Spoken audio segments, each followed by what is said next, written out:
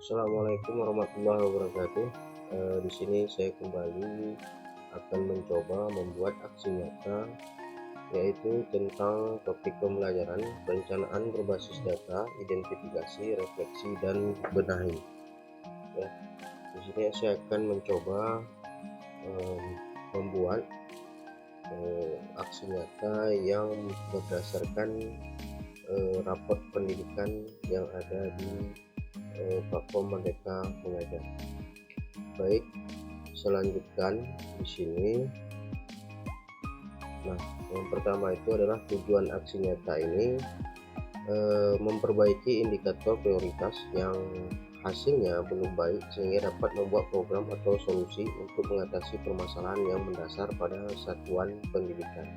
Nah, ini di satuan pendidikan ini satuan pendidikan yang saya ambil di satuan pendidikan saya sendiri di sekolah saya. Baik, saya lanjut.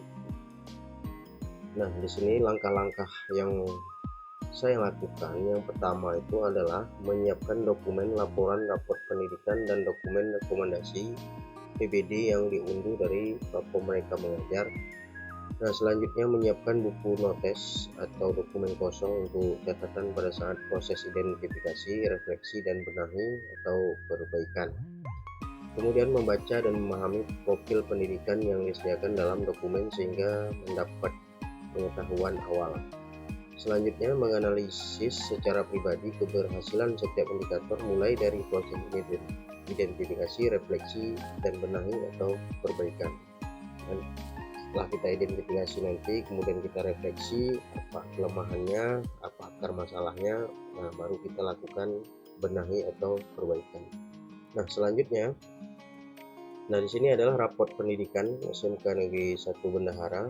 Nah, ini saya ambil dari raport pendidikan yang ada di platform Merdeka Mengajar, ya. Nah, di sini disebutkan ringkasan kondisi satuan pendidikan Anda tahun 2023. Ringkasan tidak bisa ditampilkan karena partisipasi Satdik satuan pendidikan Anda mengikuti AN dalam rentang 40% kurang 80 sampai 85%. Tingkatkan partisipasi satuan pendidikan Anda untuk tahun depan untuk mendapatkan hasil capaian perbandingan skor, akar masalah, dan rekomendasi PBD yang lebih akurat. Nah, ini tampilannya. Jadi tampilan hafal yang ada di rapor pendidikan itu yang saya ambil memang seperti ini adanya. Nah, bagaimana situasi yang dihadapi oleh satuan pendidikan saya saat ini? Oke, kita lanjut. Nah, ini dia. Nah, ini kondisi situasi yang dihadapi oleh satuan pendidikan kita saat ini ya. Nah, di sini ada kemampuan literasinya capaian belum memadai, kemudian kemampuan numerasi capaian belum memadai, kemudian karakter capaian belum memadai. Nah, kemudian bagaimana solusi yang dihadapi oleh satuan pendidikan saat ini? Nah, masih seperti yang tadi. Nah, di sini iklim keamanan satuan pendidikan juga capaiannya masih belum memadai. Nah, kemudian iklim kebenekaan capaian belum memadai, kemudian kualitas pembelajaran capaian belum memadai. Karena seperti yang di awal tadi, yang tampilan pertama tadi, bahwasannya memang kita harus meningkatkan itu di tahun berikutnya. Nah, tetapi saya di sini hanya melakukan ya identifikasi, refleksi, dan benahi itu pada prioritas saja ya. Indikator prioritas. Nah, jadi ini yang saya tampilkan ini bukan prioritas, karena yang prioritas itu biasanya ditandai dengan warna merah. Nah, kita lanjut. Nah, ini yang merupakan indikator prioritas ya yang harus dilakukan refleksi ya, kemudian dibenahi. Nah, ini dia. Nah, kalau ini masih link and match dengan dunia kerja capaian belum memadai. Nah, yang prioritas adalah penyerapan lulusan SMK. Di sini masih kurang ya, partisipasi Satdik PTAN dalam rentang 40% hingga kurang dari 85%. Nah, ini nanti penyerapan lulusan SMK ini yang coba kita identifikasi, kemudian kita refleksi, kemudian baru kita benahi. Oke, Bapak Ibu, kita lanjut. Nah, prioritas rekomendasi PBD SMK Negeri 1 Bendahara tahun 2023. Nah, ini adalah tampilan raport pendidikan ya yang ada di platform Merdeka Mengajar. Ya, ini saya ambil di sini prioritas rekomendasinya adalah penyerapan lulusan SMK ya. Nah, kita bisa lihat di sini sama-sama ya, nanti baru kita refleksi. Nah, yang kita refleksi itu menurut individu kita sendiri masing-masing ya, seperti itu. Baik Bapak Ibu, kita lanjut. Nah, ini masih penyerapan lulusan SMK ya, masih partisipasi orang tua dan sebagainya. Oke, kita lanjut. Nah, langkah-langkah analisis dokumen yang coba saya lakukan yang pertama itu identifikasi ya, yaitu satuan pendidikan mengidentifikasi kondisinya berdasarkan raport pendidikan. Kemudian refleksi ya, satuan pendidikan merefleksi penyebab permasalahan yang perlu diselesaikan. Jadi nanti kita lakukan refleksi apa yang menjadi akar masalah dari raport pendidikan tadi. Nah, selanjutnya adalah benahi ya. Jadi benahi ini berarti harus memperbaiki, yaitu satuan pendidikan akan membuat program yang sesuai dengan kebutuhan. Jadi kita nanti akan mencoba membuat program yang mungkin bisa dilaksanakan, tapi ini hanya merupakan pemikiran individu saya seperti itu.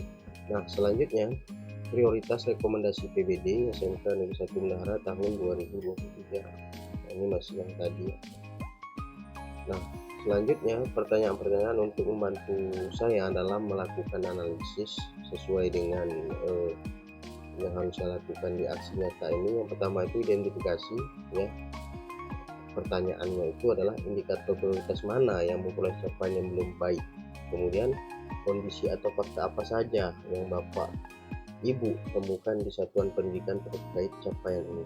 Kemudian ceritakan hasilnya ya menurut amatan kita masing-masing seperti itu. Nah, contohnya misalnya apa yang ditemukan pada peserta didik, tenaga kependidikan dan atau lingkungan satuan pendidikan. Nah, di sini saya mencoba menjawabnya di sini menurut pemikiran individual saya.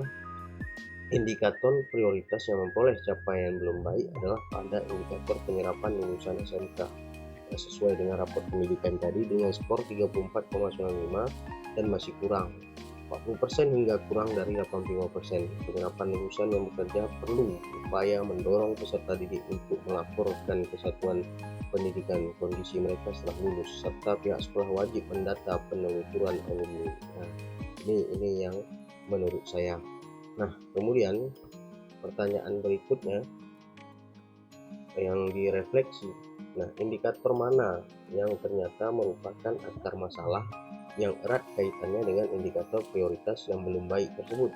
Nah, kemudian kondisi atau fakta apa saja yang Ibu dan Bapak temukan di satuan pendidikan terkait indikator akar masalah ini. Nah, ini pertanyaan-pertanyaan ini ada di aksi data ya, di tugas atau aksi nyata yang harus saya lakukan. Nah, contohnya apa yang ditemukan pada peserta didik, tenaga kependidikan dan lingkungan satuan pendidikan. Nah, kemudian di sini indikator saya coba menjawab ya, indikator yang ternyata merupakan akar masalah yang erat kaitannya dengan indikator penyerapan lulusan SMK adalah bekerja ya. Nah, jadi yang dinilai dari bekerja adalah peningkatan penyerapan lulusan yang bekerja di dunia usaha maupun dunia industri.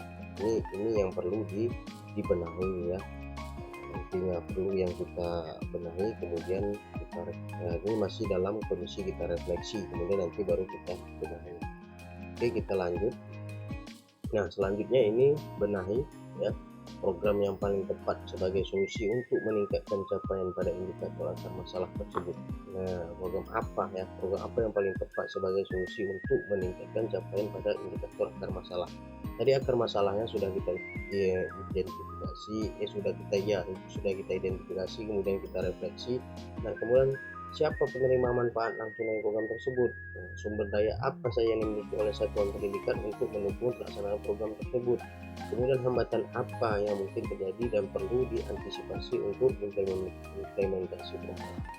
Nah, di sini saya mencoba menjawab program yang paling tepat sebagai solusi untuk meningkatkan capaian pada indikator akar masalah bekerja adalah program peningkatan kompetensi GTK dan kebijakan yang menunjang peningkatan penyerapan lulusan yang bekerja. Ya. Nah, kemudian penerimaan manfaat langsung dari program tersebut adalah alumni di satuan pendidikan. Ya, pendidikan saya lah, masuk pendidikan kita gitu. Ya. Nah, kemudian pertanyaan berikutnya, ya, siapa penerima manfaat langsung dari program tersebut? Sudah ada sejawab di sini adalah satuan pendidikan, bisa jadi guru, bisa jadi kepala sekolah dan siswa tersebut. Nah, kemudian sumber daya apa saja yang dimiliki oleh satuan pendidikan untuk mendukung pelaksanaan program tersebut? Nah, kita perhatikan di sini, ya. Saya coba menjawab di sini, sumber daya yang dimiliki oleh satuan pendidikan untuk mendukung pelaksanaan program tersebut adalah melalui keikutsertaan magang di dunia kerja dan mempelajari persyaratan rekrutmen tenaga kerja di dunia kerja yang linear dengan program keahlian. Ya.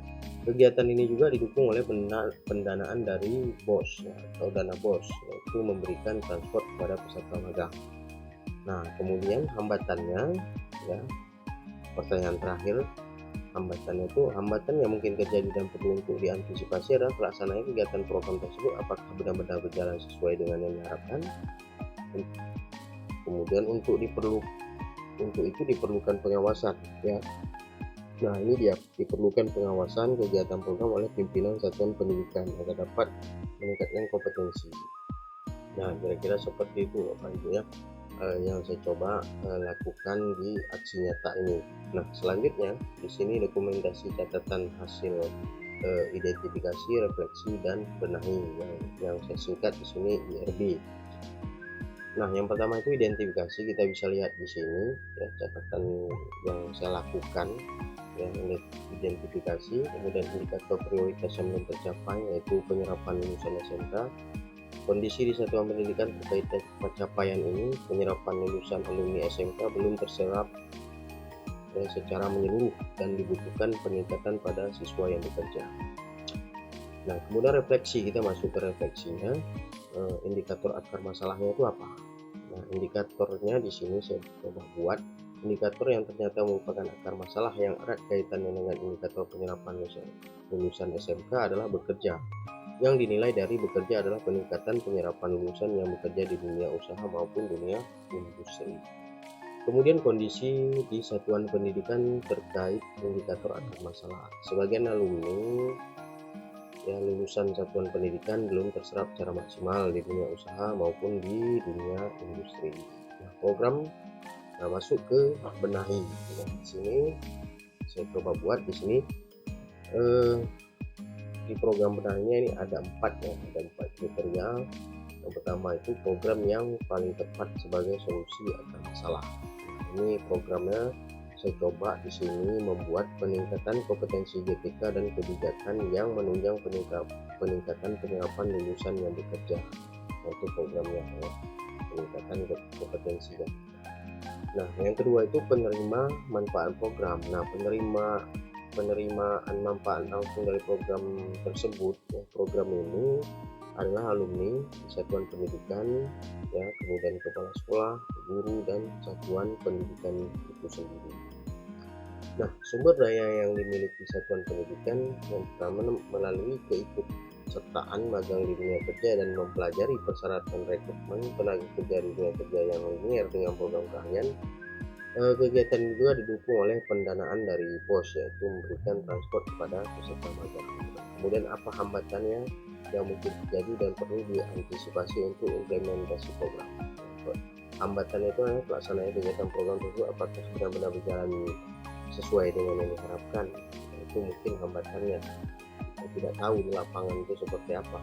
Nah, dan perlu diantisipasi, ya, untuk itu perlu pengawasan kegiatan program oleh pimpinan satuan pendidikan agar dapat meningkatkan kompetensi, ya, kompetensi guru yang magang atau siswa yang magang, ya. Nah, seperti itu. Oke Bapak Ibu, ini dokumentasi catatan hasil identifikasi, refleksi dan benahi dari aksi nyata saya. Nah, selanjutnya dokumentasi membahas rapat pemilihan untuk diidentifikasi, refleksi, dan benahi. Nah, ini belum saya masukkan ya untuk dokumentasinya. Selanjutnya itu umpan balik dari rekan sejawat. Nah, untuk itu saya mohon kepada Bapak Ibu yang nanti sudah melihat video atau paparan yang saya paparkan ini, saya mohon nanti memberikan umpan balik ya pada link yang akan saya berikan nanti melalui Google Form. Jadi saya mohon bantuan Bapak Ibu untuk memberikan umpan balik dari pemaparan yang saya berikan ini. Kalau memang ini belum baik, ya sebutkan saja umpan baliknya itu belum baik. Kalau memang ini perlu perbaikan atau masih ada yang kurang, silakan Bapak Ibu kritik ya. Mudah-mudahan ini bermanfaat bagi Bapak Ibu dalam membuat aksi nyata dan juga bermanfaat bagi diri saya sendiri. Terima kasih. Salam guru hebat. Tetap dengan semangat pagi ya, karena semangat pagi lah yang memotivasi kita untuk terus bergerak ya. Wassalamualaikum warahmatullahi wabarakatuh.